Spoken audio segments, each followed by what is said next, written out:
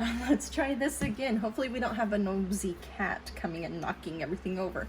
One of these days I'm going to play bloopers for you guys, and you can just see how horrible this stuff is sometimes.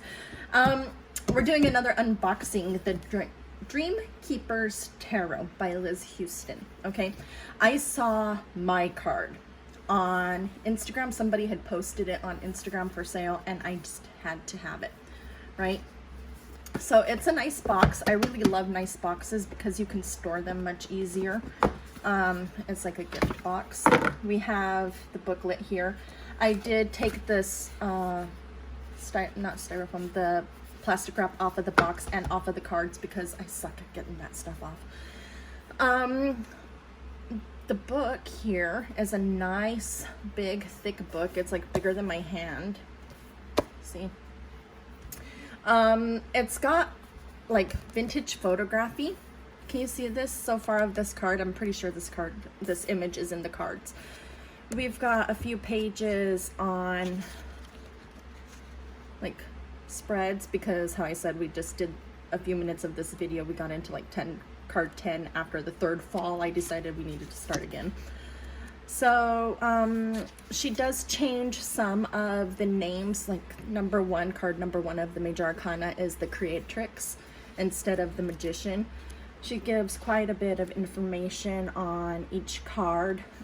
I wish these books would have like page 1 and page 2 instead of page 1, and then you have to turn it and you've got page 2 and you've got another card here.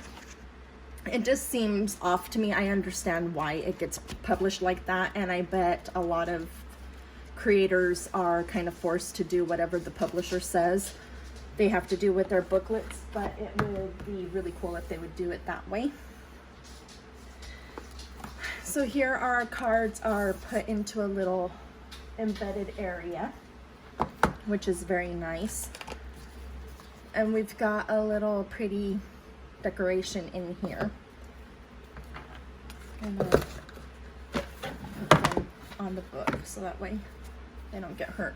It's a nice big deck. The size of the cards are big. Each card is a nice weight to it. It has a nice feel to it. It's very smooth.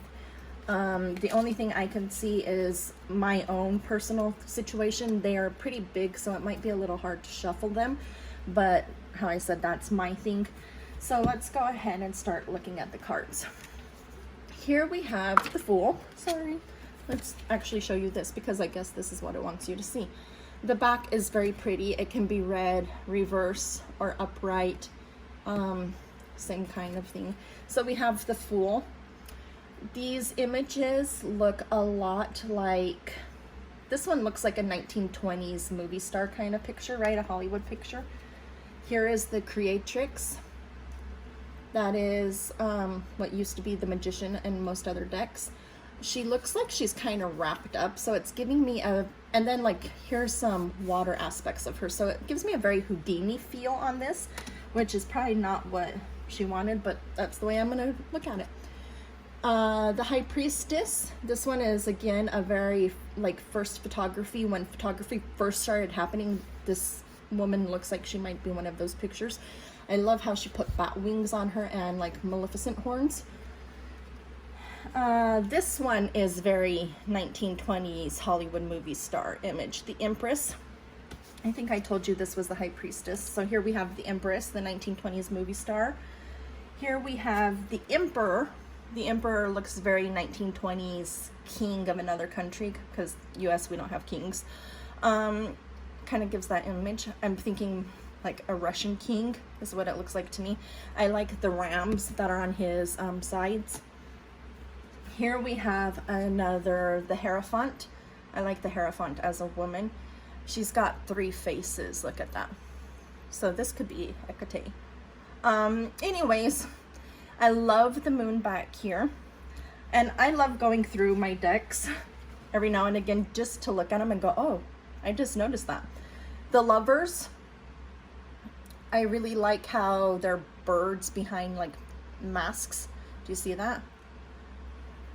Kind of makes me think of some things. Also, here we have the Chariot. So this kind of gives me a lot of feelings. It looks like maybe one of the four horsemen sort of a feeling, right? Because she's bringing in darkness and she's holding two heads. So that's a really interesting thing. So far, I'm really digging this fantasy aspect, I'm going to call it, of this deck. Strength. The woman she's like being covered up by a snake. She's got to fight a snake. Snake meaning like rebirth. She's fighting her rebirth. I like that. The Hermit. She's looking at her own reflection. So maybe she had to go into some solitude for a little bit to reflect, right? Here's another one that's got a different name, the Fates, for card 10. I like how they look like they were peeled. Justice. Justice is blind. This Justice has no eyes. The Hanged Woman.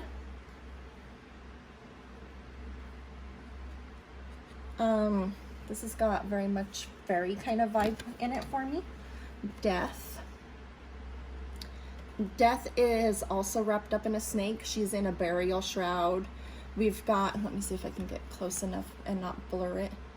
Here we can see a little bit of a skull. So it's almost like she's decomposing. So this is really cool. Temperance. I like the skeleton bird here in the back. She's got pieces missing. Still giving me a very 1920s feel, very first photography feeling. The Devil. This one gives me a lot of like the fall, the fall of Eve, when she listens to the snake and eats the apple. Is that even an apple he's holding there as he's whispering in her ear? The Tower.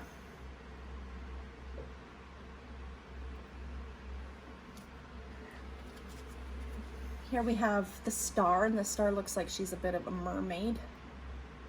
She's got a bit of a moon behind her. She's got a boat in her hair. It looks like a boat. The Moon. I personally am loving all of these like little bits of skeleton. It's not overwhelming skeleton. It's done very, very subtly. It's, I really like it. The Sun. I like the little bits of romance in the cards. I can't get a good picture of that. There we go. So usually we think of like the man in the moon. The sun has a man's face in it, and like there's a little bit of romance going on right there. Judgment. This one is intense. So we've got an angel with like blood splatters and what looks like a bunch of veins. It could be roots, but it looks like veins. And then we've got some skeletons again. At first glance, it's not gory. It's not morbid, I'm gonna say. You kind of have to get up close and look at it. That's one of the things I really love about these decks. This deck in particular. I am the morbid kind of death, horror, gore kind of person when it's done well. Here's the World. This one, I think she did it very well. It kind of is a nightmare, but not a nightmare. The Dreamkeeper, right? Here's another picture that looks like it belonged from 1940 or 1840s or so. This is the Ace of Wands. She also is probably a witch. We've got a lot of bottles back there. The Two of Wands. I like how there's like the white dress and the red dress. Her decisions, like, is she going to be a good witch today, or is she going to be a good girl, or is she going to be a bad girl? The Three of Wands. This one, I like that boat here in the background. It's kind of like she's waiting for somebody. She's waiting on her own decisions. Here we have the Four of Wands. So this one is trees. People, tree peoples. It's very dreamlike. Here are the Five of Wands. So we've got some fire in here now. Did we have fire in the other ones? No. No. No. Okay. The Six of Wands. This one is more of like ancient Greek feel to it. The Seven of Wands. She's got a bird for a head. I really am liking this deck. I'm really happy I invested in it. Here's the Eight of Wands. The Nine of Wands. I like this card because it kind of ties in with that other one. I just said looked like it was ancient Greek civilization, but it still looked kind of a 1920s movie star kind of thing. This is the Ten of Wands. Have you guys ever seen Mrs. Pettigreen's School for Children, Peculiar Children, the movie? And especially like the book, they've got weird pictures. Here we have the Ace of Cups. This is kind of really that vibe. Two of Cups. It is for me at least. I like this partnership card. If you're not comfortable with nudity, you probably don't want this deck because I think this is like the second nude woman we've seen. It's done tactfully. I am not concerned with it. Three of Wands, but if you really don't like that, then don't even, like, go ahead and turn it off, I guess. Four of Cups, because here's another pretty naked woman.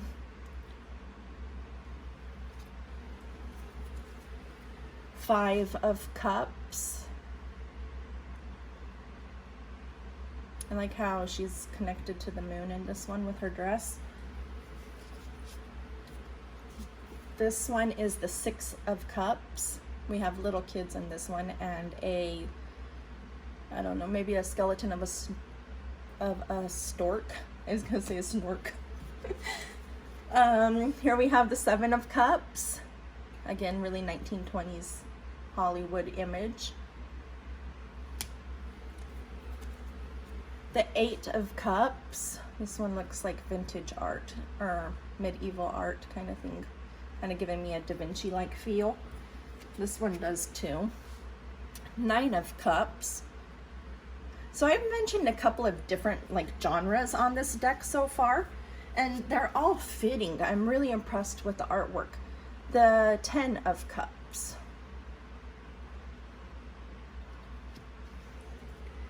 The Ace of Swords. I like this one, it's kind of dark. Two of Swords. Another naked woman. At first I thought she had no face. It was like just the mannequin thing, right? But I can see there's the face in the blindfold. I really like this one. The Three of Swords. I don't know why I'm thinking the show Salem, the witch show on this one, but that's what I thought gave me like a Puritan feel. The Four of Swords. Oh, there she is asleep. Okay. There's a little black cat up there and a black bird. Five of Swords. This lady is like an octopus lady. So I think we're going back into the fantasy aspect now, if we ever really truly left. Six of Swords. She is like a bird, peacock. But here we've got another naked woman. How I said I don't care, it doesn't bother me, but I'm pointing it out in case it does bother you. Seven of Swords. She looks kind of like a early 19s circus. Maybe she throws daggers or swallows daggers. Here we have the Eight of Swords. Here's another naked person. Nine of Swords.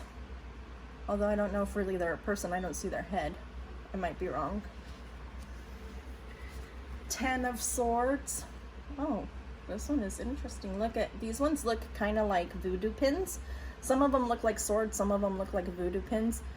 She's like laying on them. Some of them have pierced.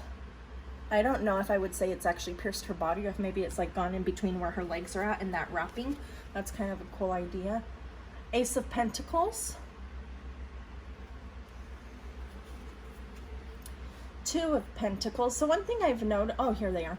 I was going to say, one thing I've noticed is they're not really kind of keeping, but I was wrong. They were. Three of Pentacles. I was going to say they're not keeping like the pentacles or the swords, but they are.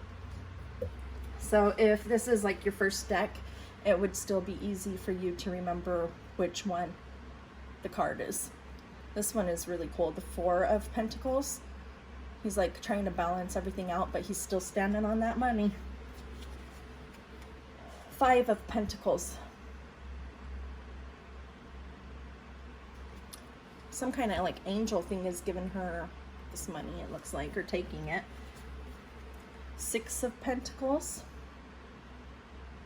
I would say she's probably naked, although she is wearing a little bit of a like chiffon shroud. She is still naked. Seven of Pentacles. I like these green pentacles on this one.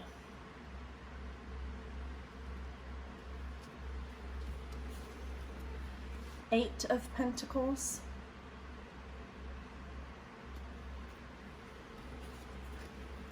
Nine of Pentacles.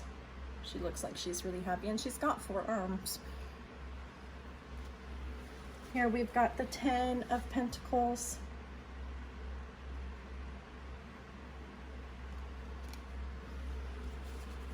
And here we have Wands. Didn't we just go through Wands? Huh. Okay, so Page of Wands. This one is, again, a really old vintagey feel. This one is a vintagey feel. Oh, you know what? She broke up this deck as 1 through 10 of each suit, and now we're doing the courts of the suits. Okay. Knight of Wands. I was like, yeah, I remember talking about fire. All right, I must be losing my mind. No, I'm good. Not this time. King of Wands. And she is placed in the deck originally, the king before the queen. So the queen is like the upper class right now. Queen of Wands. Let me show you this. I'm going to grab these cups. Okay. So this is exactly how it was in the deck. We've got the Page of Cups. All right. Right under the page, we have the Knight of Cups. I love this knight image. Okay. Then we have the King of Cups. And he's holding a cup here. And then we have the Queen of Cups. Normally they do it kind of like this, right? The queen comes before the king, but she's put the queen after the king, kind of like the queen is higher than the king, which is really kind of cool. Page of Swords. And you know what? I'm going to take just a minute, and I want to see if that's what it's like in the book. The King of Pentacles and the Queen of Pentacles, yeah. Let's see if she's got it set up this way on any particular purpose.